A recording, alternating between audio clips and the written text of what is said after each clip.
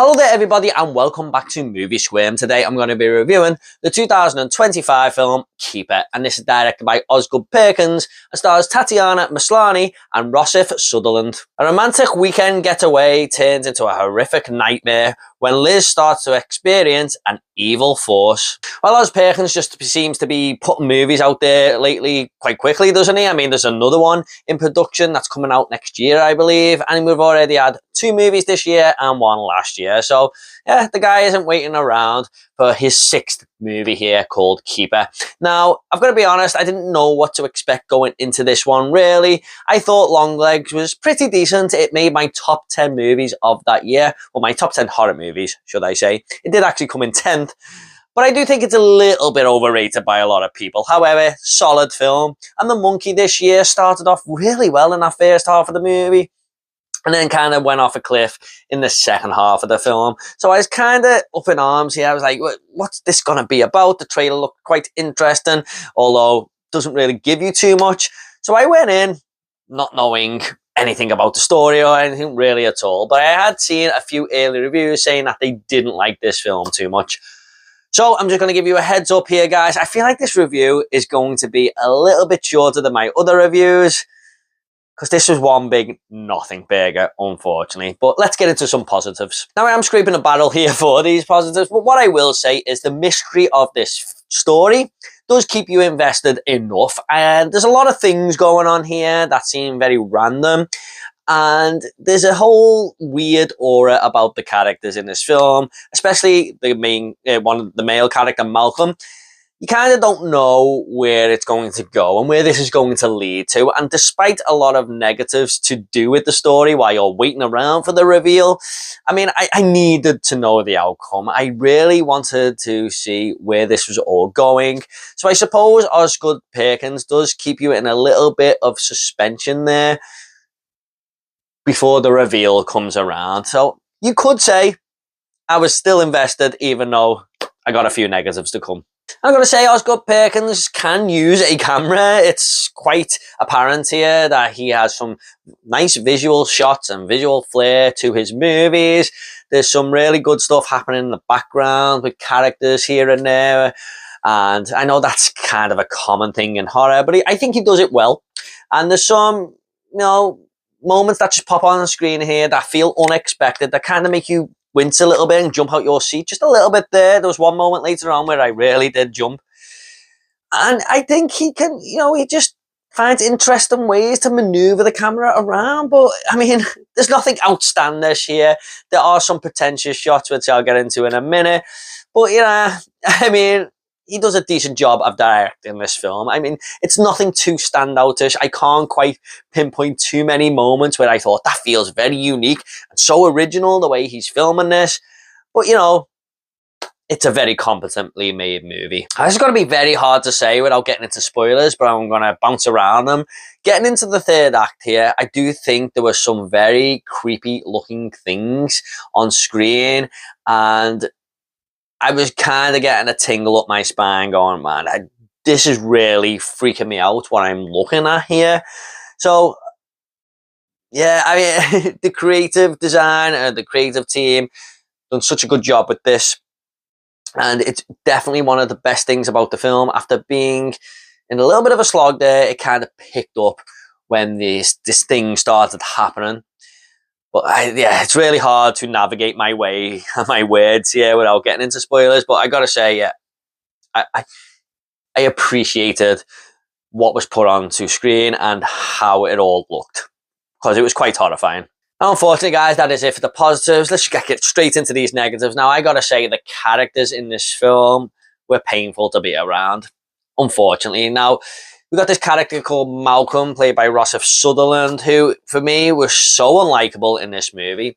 He and his girlfriend, Liz, are going to this cottage, or this, in the middle of the woods, one of them horror stories that has to take place in the outback of a cottage, seen that a million times. And this is Malcolm, his, parents' house or something. And we go there, and he is just so awkward to be around, not just for Liz, the main protagonist of this movie, but for us as well. I'm watching this and he's just so tired in this movie, and he's just like, mumbling his words all the time, like, yeah, you glad you came to this getaway with me? He just looked like he couldn't be asked. I don't know if it was the acting or the way his character is meant to be portrayed, but I just did not like the guy at all. And when we get into the whole relationship thing with this Liz character, it didn't feel like they were ever a couple. There is no chemistry there whatsoever. You can tell that Liz feels awkward around him. There's so many awkward moments as well with these two characters that it just feels like after a year you should be very comfortable around each other. But no, it's just like, oh, this is going to lead to an argument here. Do I really want to watch this? Is she going to be pissed off with him over this? Yeah, I mean, Tatiana Maslany, you can tell she's a good actress. I don't think this is a bad performance by her. What she's given, there's just nothing. It's just, the dialogue between them is so dull and uninteresting. They're talking about nothing really. And there are one or two moments that they talk about that kind of hint towards the third act, but most of it is just them not trusting each other, or, her being weirded out and, thinking there's something deeper there, like maybe he's got a wife or something. It's just very uninteresting stuff. And don't get me started with Malcolm's brother, who in this movie invades personal space like there's no tomorrow. He's actually staying in the cabin over the way there.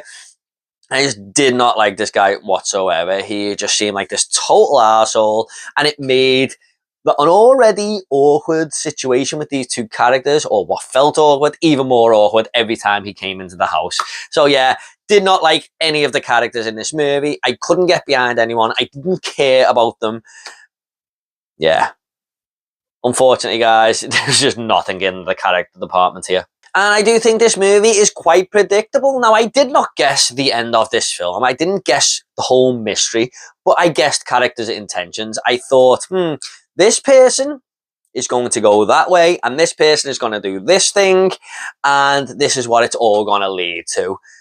Osgood Perkins plays the cards very early on with these characters and how they're going to turn out. And they did. I was right. I don't even think he asks you to sort of maybe feel different. You are never thrown off. You just know where this is going to go with these characters. And it did. And unfortunately, guys, I am terrible at that kind of stuff, predicting where movies are going. But, man, my wife said the same. She just said, yeah, I knew this was going to turn out like this. So, yeah, no twists and turns along the way, really. And when we get to that whole reveal, it just felt very, very meh. I was invested. Like I said, I wanted to know what was happening. But when it happened, I just thought, man, this feels like a story that's kind of been done before in so many different ways, and they're just borrowing homework here and there. It just... I didn't feel anything. I didn't have any shock factor. I was just like, oh, okay. Like, I think a lot of people maybe could have written this movie down. I mean, Osgood Perkins puts it on screen like it's a total mystery, and you're promised a good ending, and but no, it just never plays out like that. It was just, like I said at the start of the review, guys, a nothing burger. And not to mention, it's a bit of a slog to get there. It's a very boring movie in parts, especially in the whole middle part, where nothing is really happening. And the only things that do happen that feels like anything correlated is characters popping up on screen. Now, I did say Osgood Perkins has a little bit of good visual flair there with these moments. But when you get to the end of the movie, you realise that they don't mean anything. Like, okay, little subtle things sort of hint towards the end, but there's a lot of this where you're just like, man, that was just felt very random. Like, why did he put that in there? I had so many questions at the end of the film.